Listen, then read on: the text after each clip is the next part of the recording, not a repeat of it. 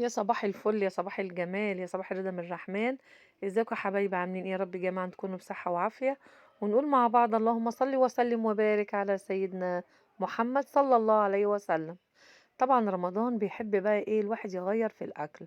زي ما انتوا عارفين الولاد البيت كلنا بنزهق لما بنعمل كل يوم اكل ايه شبه بعضه. النهارده بقى عندنا طبق لحمة طلعته، وقلت بقى لازم ايه اجدد واغير، وكفاية بقى ايه خضار وصلصة وطبيخ والكلام ده.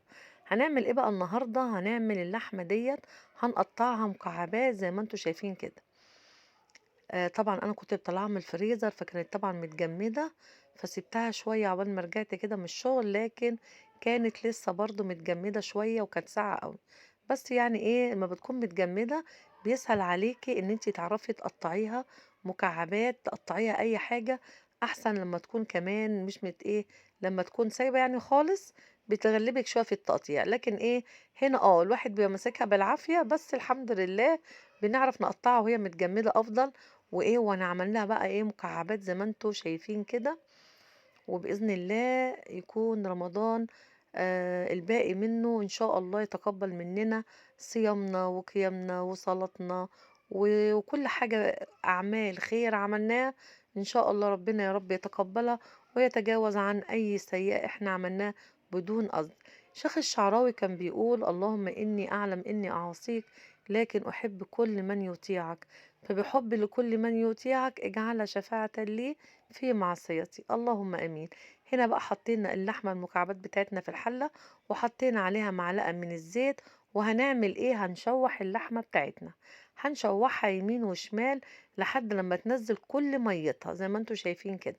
هنا بقى محضره ايه، محضره بقى كام بصله كده حلوين متقطعين زي ما انت عايزه مكعبات، عايزه جوليان، عايزه اي حاجه.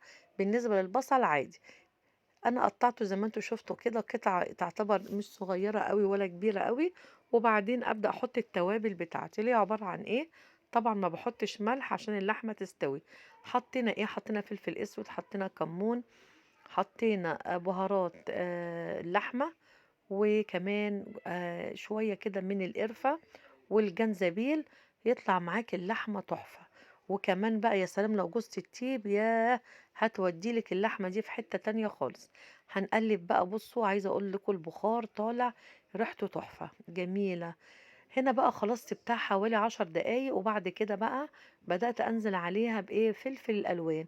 افتحي التلاجة، عندك فلفل ألوان حطي، عندك فلفل حامي حطي، تمام، فلفل رومي حطي زي ما انت شايفة كده. أنا لقيت مجموعة من الفلفل كده عندي، إيه جبتها، الألوان على الحامي على كله وقطعته. تمام تمام. وأبدأ برضو أديها كده تشويحتين تلاتة. بصوا، عايزة أقولك ده بقى كباب الحلة اللي كانت أمهاتنا بتعملهن زمان. الله يرحم اللي توفى ويدي الصحة والعافية يا رب للي عايش. هنا بقى طبعا زي ما انتوا شايفين كده عملت ايه. بصوا بوريكم ان انا بعديها لما اللحمة تبدأ تدخل في السوا حطت لها بطاطساية مكعبة، وطلعت تحفة تحفة تحفة، ولا فرن ولا اي حاجة. يا رب الفيديو يكون عجبك، ولو عجبك الفيديو ما تنسيش اللايك والشير وتفعيل الجرس، ونورتيني في قناتي.